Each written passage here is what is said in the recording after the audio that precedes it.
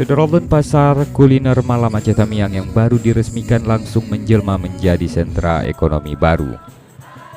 Hal ini terlihat jelas dengan membludaknya pengunjung yang berdampak langsung dengan meroketnya omzet pedagang. Tren positif ini Development kemudian direspon Pemkab Aceh Tamiang untuk memperluas atau menambah lokasi pusat kuliner. Meski demikian, Bupati Aceh Tamiang Mursil mengingatkan agar seluruh pedagang tertib menjaga kebersihan.